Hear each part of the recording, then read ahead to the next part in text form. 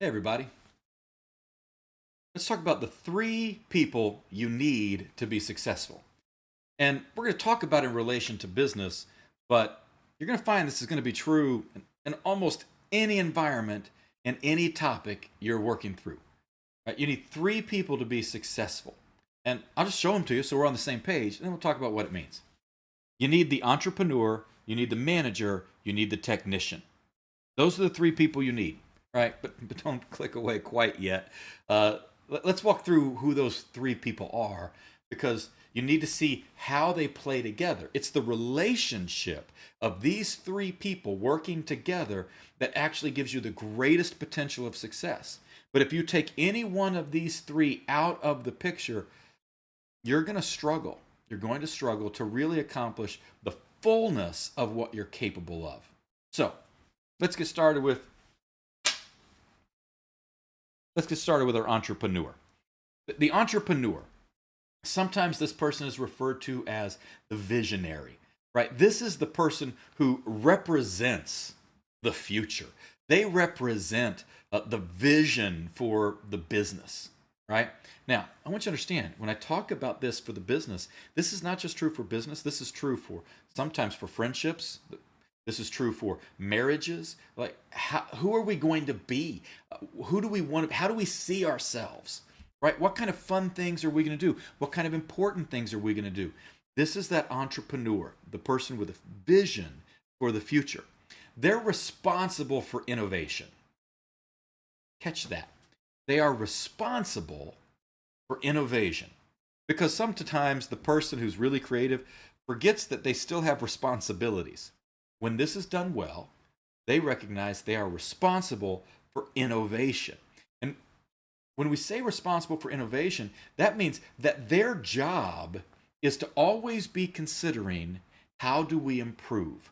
They're constantly looking for what's next. They're putting out a new idea all the time. We could do this, we could do that. And because of that, it helps anybody from growing stagnant. In your marriage, you're oftentimes going to have one person who's always got some new crazy idea. And the new crazy idea is oftentimes what keeps the marriage from growing stale. In your business, you need that visionary, that person who's just constantly dropping out crazy after crazy, who's always looking for the new shiny thing. Because when you get that entrepreneur, that visionary who's looking for that new shiny thing, you can't plateau and stay where you are. You get to keep pushing for something else. You're always looking for new ways to enhance the products, services, the business image, the branding, and so much more. The entrepreneur gives you the vision, the direction, and the creative ideas for where to go. But the second person you have to have is the manager.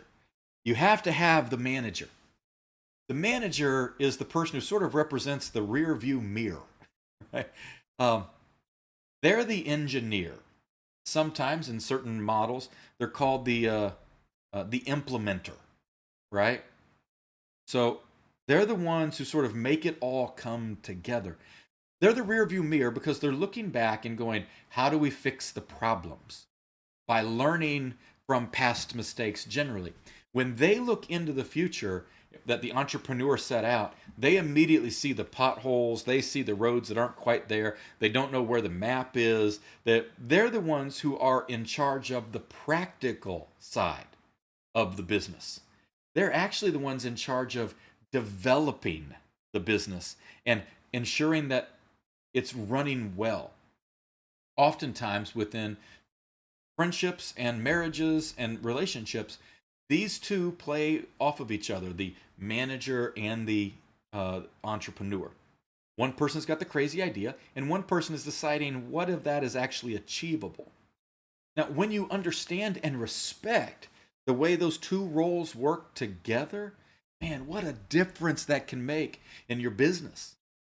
The moment you respect that you need someone who's always coming up with a new crazy idea, and the one who's always coming up with a new crazy idea needs someone who's going to manage expectations, manage the expectations, and say, these are the ideas we can actually accomplish and how we're going to go about it. When they begin to respect each other, there is so much potential, because otherwise they actually fight each other. This is the problem when we don't understand how the manager and the entrepreneur work together, is they begin to fight each other because the manager wants things to be safe and the entrepreneur wants things to be exciting. This is why respect and concern is so important between them. And I'm going to point out to you, this is also essential within your church. If you're in the ministry, this is essential within church world, because you need someone who's going to always create the new crazy ideas for where the church could go. And you need someone who goes, yeah, but this is the amount of money we have. This is the people we have.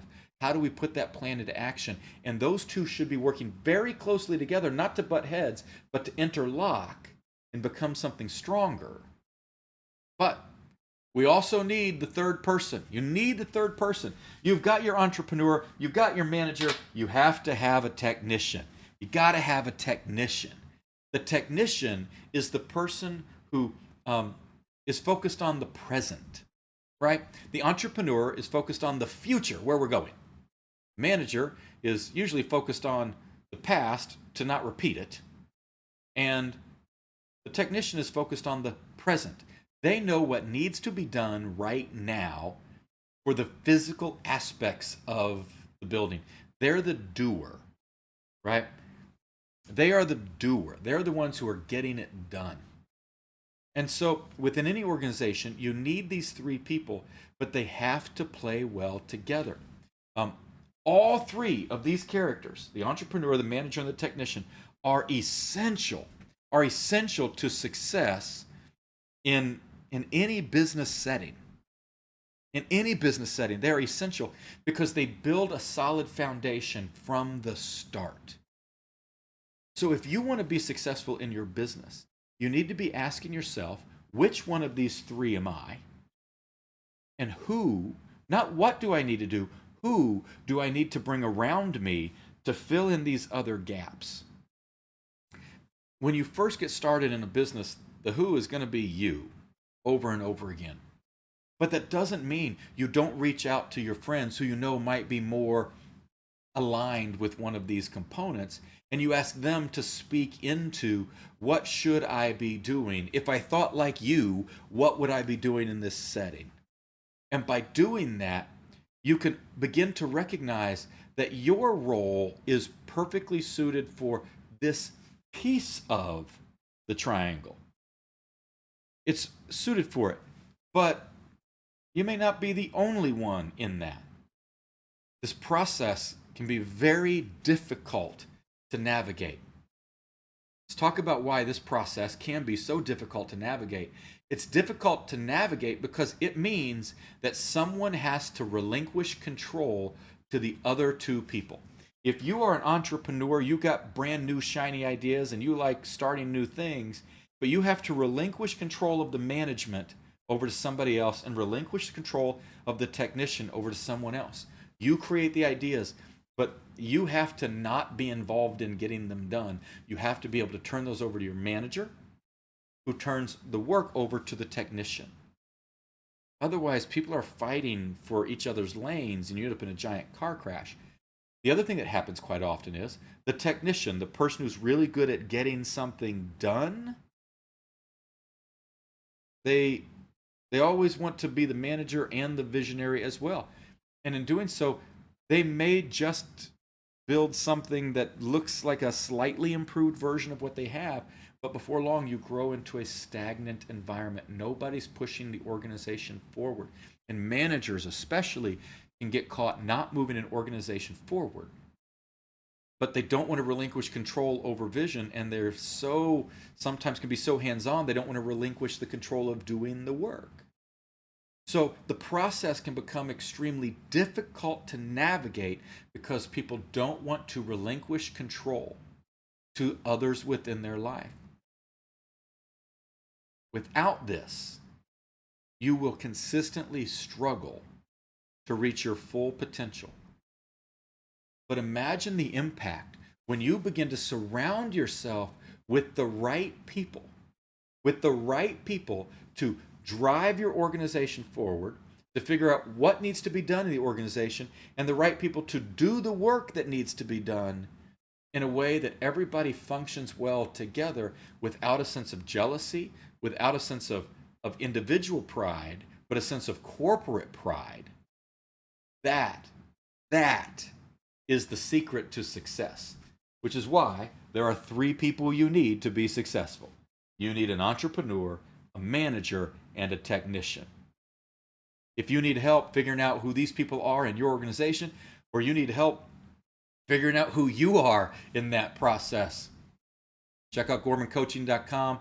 Let's set up a time to talk. See if we can help you accomplish that within your organization so that your company can be the most successful it is capable of becoming. All right. Thanks, everybody. See you soon.